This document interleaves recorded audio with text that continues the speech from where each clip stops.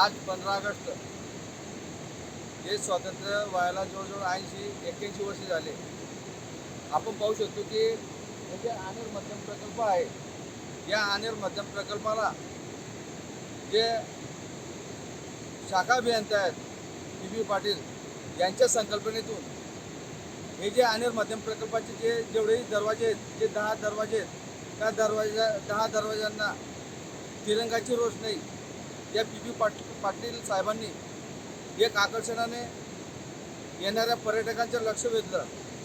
आता आपण संध्याकाळची जरी वेळ असली तरी पाहिजे त्याप्रमाणे ते तिरंगाचे कलर आपल्याला दिसत नाही. परंतु मी काल या ठिकाणी आलो आणि जेव्हा मी पाहिलं तर मनमोहक दृश्य आपण पाहू शकतो की सध्या जेवढेही 10 दरवाजे आहेत ते पूर्णपणे क्षमतेने उघडलेले आहेत. त्यामुळे पाण्याचा प्रवाह मोठ्या प्रमाणावर नदीमध्ये सोडला जातोय. धरण पूर्ण क्षमतेने भरलेले आहे असं म्हणण्यास काही वावगं ठरणार नाही.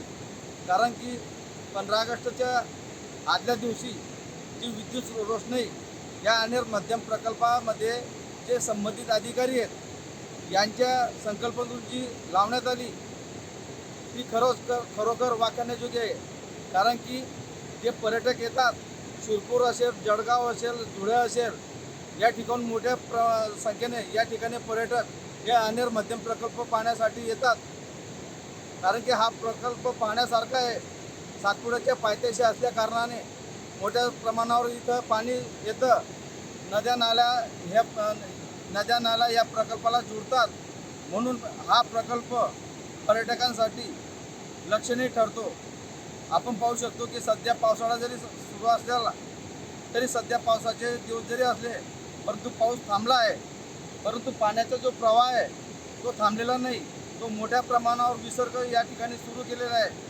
15 ऑगस्टच्या नंतर हे जे संपूर्ण जे दरवाजे आपण पाहू शकतो हे दरवाजे 15 ऑगस्टनंतर बंद करतात. आज शासनाचा नियमच असला तरी आज 15 ऑगस्टच्या दिवशी मोठ्या प्रमाणावर हा पाण्याचा विसर्ग नदीमध्ये सोडलेला आपल्याला पाहायला मिळतो. Video journalist Atmaram Patil, news uncut, Chopra.